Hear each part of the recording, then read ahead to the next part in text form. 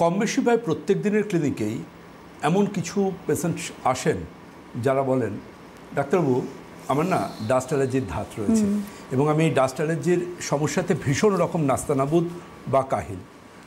তো আমি তখন তাকে জিজ্ঞাসা করি যে আপনার ডাস্ট অ্যালার্জি আছে আপনি জানলেন কী করে? তখন উনি যে সিমটমগুলো বলেন সেগুলো সত্যি সত্যি কিন্তু অনেকটাই ডাস্ট অ্যালার্জির সাথে মিলে যায়।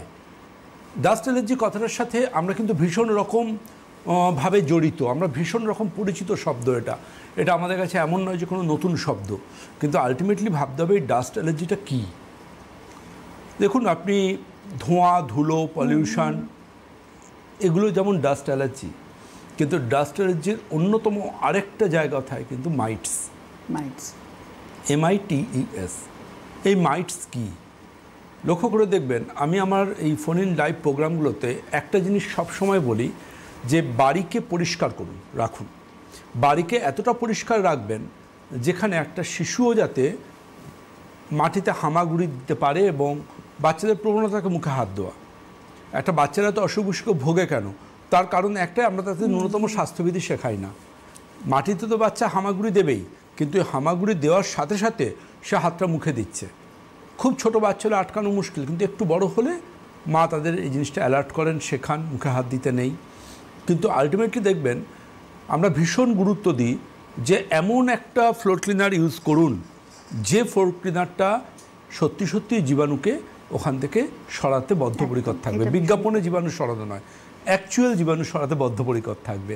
তো পেশেন্টদের বহুদিনের রিকোয়েস্ট ছিল যে দাদা ভাই তুমি এই ব্যাপারে কিছু রিসার্চ করো। তো এটা গ্ল্যাডলি বলবো যে আমাদের পরম্পরা আয়ুর্বেদের বহু বহু বহু বছরের গবেষণায় যে বাড়িতে বাচ্চারা আছেন বা যে বাড়িতে ধরুন পেটস থাকে, আমরা কিন্তু সেই বাড়ির জন্য আলাদা করে একটা আয়ুর্বেদিক ভেষজ ফ্লোর ক্লিনার তৈরি করতে পেরেছি।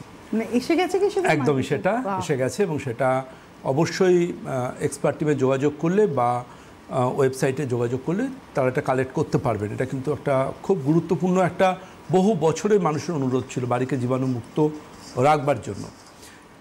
ম্যাটারটা যেটা সেটা হচ্ছে যে এই যে বাড়িতে জীবাণু, এই জীবাণুর মধ্যে দেখবেন 8 পা থেকে সাবধান। 8 পা, যদিও জীবজগৎ বলে যে 2 পা থেকে 2 পায়ে থেকে সাবধান সবথেকে বেশি একদম, কিন্তু এই যখনই আমি ডাস্ট অ্যালার্জির কথা বলবো তখন আমি বলবো 8 পা থেকে সাবধান।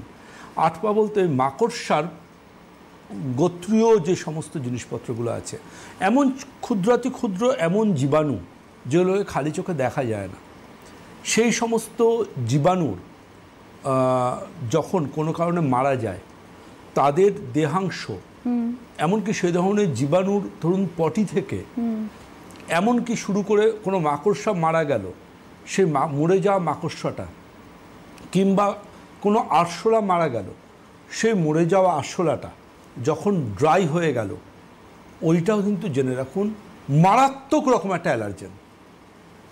এবং ওই অ্যালার্জেন যদি আমাদের নিঃশ্বাসের সাথে ঢোকে আমাদের মারাত্মক রকম ক্ষতি হতে পারে।